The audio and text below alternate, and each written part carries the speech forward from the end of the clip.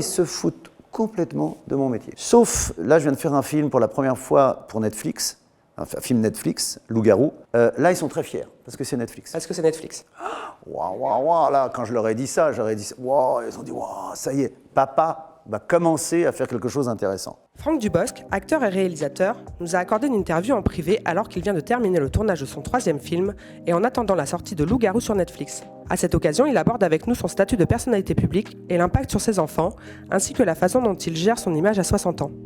Bonjour Franck, merci d'avoir accepté notre invitation pour En privé avec. Bonjour, merci de m'avoir invité. On vous a vu cette année dans Chien et Chat au cinéma et on sait que vous avez tourné votre 3e film en tant que réalisateur après Tout le monde debout et Rumba la vie. Pour l'instant, vous avez peu parlé de ce projet. Est-ce qu'on pourrait avoir la primeur d'avoir plus d'informations sur ce film? Alors, c'est un film qui s'appelle Un ours dans le Jura. C'est un couple qui trouve dans une voiture accidentée, à cause d'eux, 2 millions d'euros, 2 morts et un revolver. Et avec ça, il faut qu'ils se démerdent. C'est une comédie noire, on va dire, avec Laure Calamy, qui fait ma femme, donc et moi, et Benoît Poelvoorde. Et l'ours dans tout ça? L'ours, c'est lui qui provoque l'accident du départ, qui fait qu'on rentre dans cette voiture, qu'on tue les 2 personnes. Et comme il n'y a pas d'ours dans le Jura, personne n'arrive à croire à l'accident. Comment en êtes-vous venu à passer derrière la caméra et en quoi cet exercice vous plaît, en plus d'être comédien?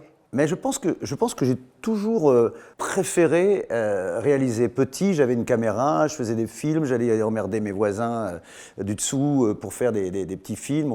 J'en ai plein de films Super 8 en pyjama. Et puis ça m'a passé parce que je me suis rendu compte que j'emmerdais tout le monde avec mes films. Donc je me suis dit, j'ai pas envie de faire un métier où je suis l'emmerdeur. Donc j'ai choisi acteur. Et puis quand j'étais jeune, être réalisateur, j'avais pas la notion d'un métier. Acteur, c'est un métier. Je les voyais à la télévision. Les réalisateurs, ce sont des gens qu'on voit pas. J'ai écrit pas mal de films, de camping, disco, enfin coécrit.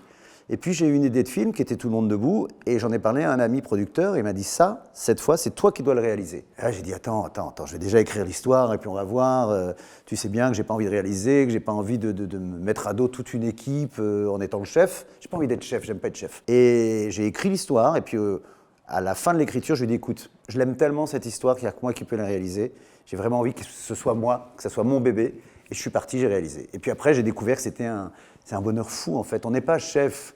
On est juste un élément dans un groupe. Ça fait le lien parce que je joue dans mes films, j'ai pas encore lâché complètement. Il y a un moment où je pense que je jouerai plus dans mes films ou moins.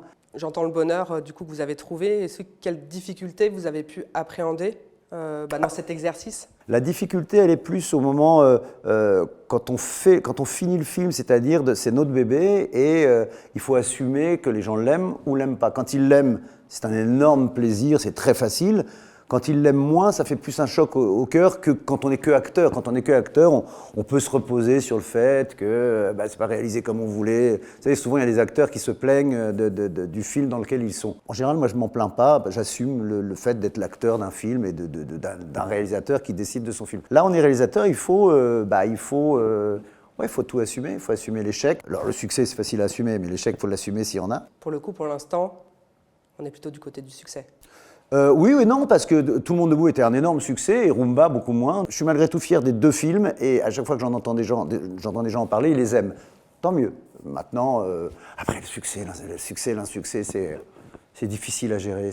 Il y a plein d'éléments qui font que ça marche ou que ça marche pas. On le voit avec le film d'Artus, par exemple. C'est-à-dire que personne n'y croyait et puis c'est ce genre d'envolée. Alors il faut dire que c'est pas vrai que personne n'y croyait. Il faut arrêter de penser que personne n'y croyait.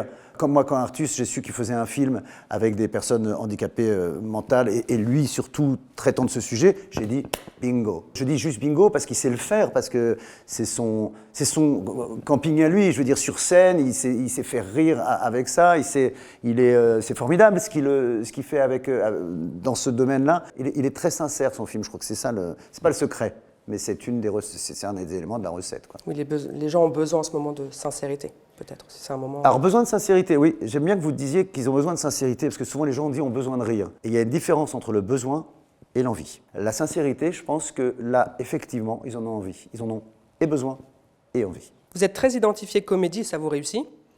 Aller sur d'autres terrains comme le théâtre, vous vous éloignez de la comédie, est-ce que c'est un challenge pour vous, repousser une limite? Vous être dans une zone de confort?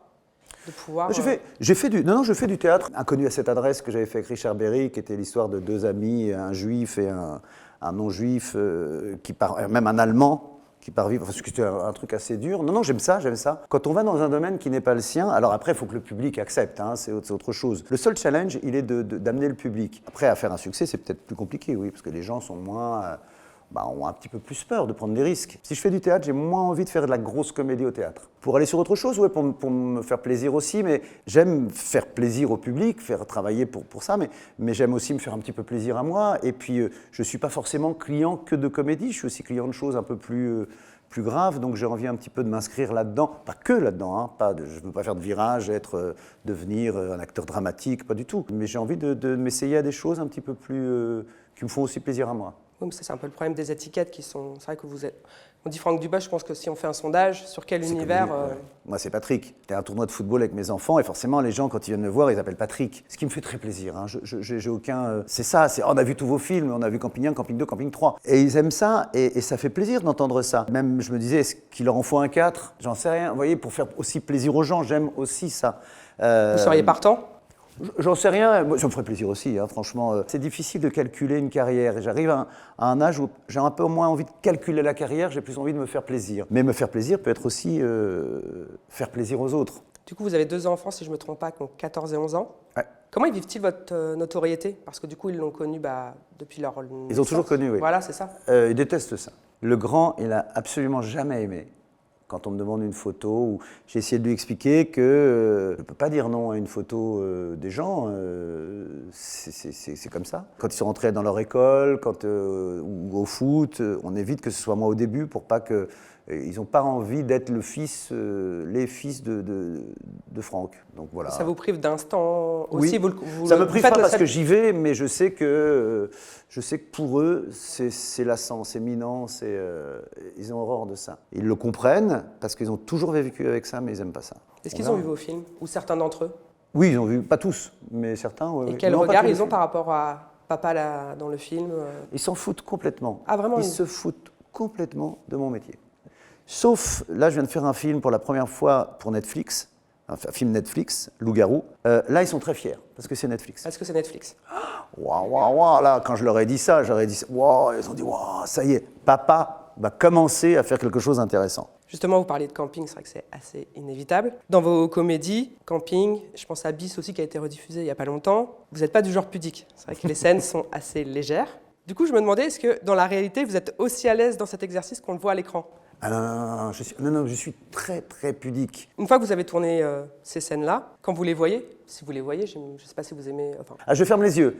Si j'ai une scène où je suis un peu... C'est vrai ? Vous regardez j'aime pas. Alors après, on parlait de camping. Camping, c'est très pudique. Hein. C'est juste un maillot de bain. Je suis encore plus pudique. Alors je vous dis, il y a ça, mais il y a aussi la pudeur d'embrasser une femme au cinéma.